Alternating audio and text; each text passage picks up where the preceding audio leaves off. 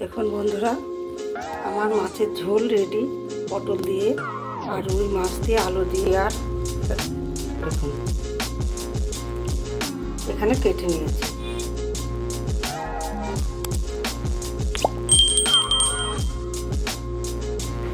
থালার মধ্যে নিয়েছি রসুন, মিডিয়াম সাইজের একটা টমেটো কেটে নিয়েছি।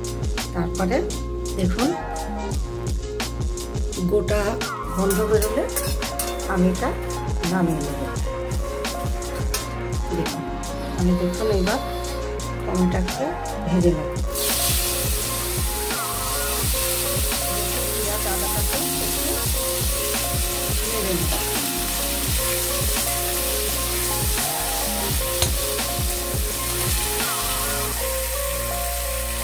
দেখুন আমার আলু পটলটা আমার ভাজা হয়ে যাচ্ছে। এবার তুলে নেব।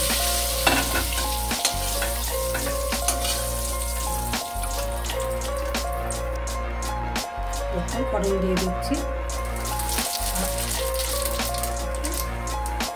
একটা আধখানা তেজপাতা। বন্ধুরা শেষ হয়ে গেছে তেজপাতা। এবার আমি যে মশলাটা করে রেখেছিলাম, দেখুন সেই মশলাটা আমি এবার ঢেলে দিচ্ছি।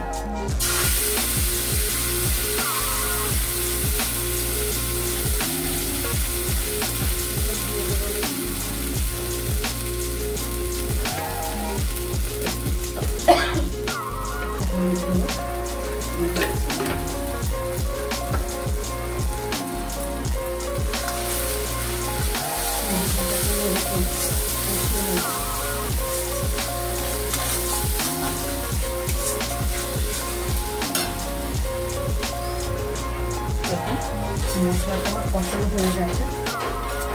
এবার আমি আলু পটলটা ঢেলে দিচ্ছি।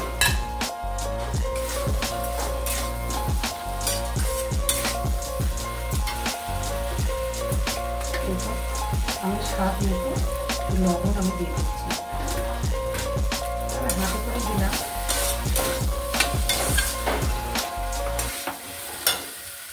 একটু জল আমি দিয়ে দেব।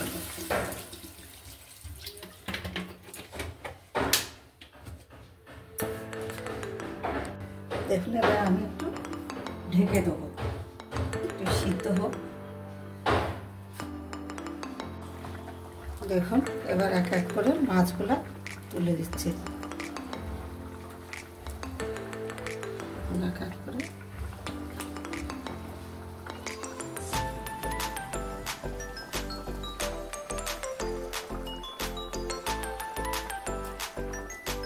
মাছটা ভেজে দেবো। মাছটা ভেজে দিয়ে দেবো।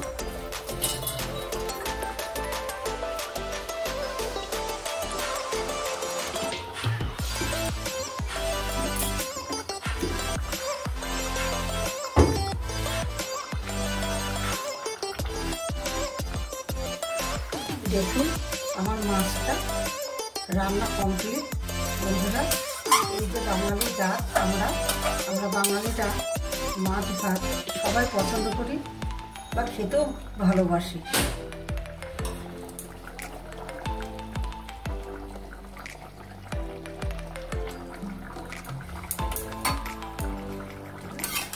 আমি এবার নামাবো।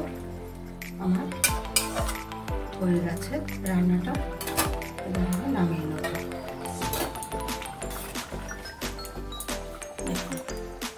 কত সুন্দর কালার এসছে দেখছেন বন্ধুরা।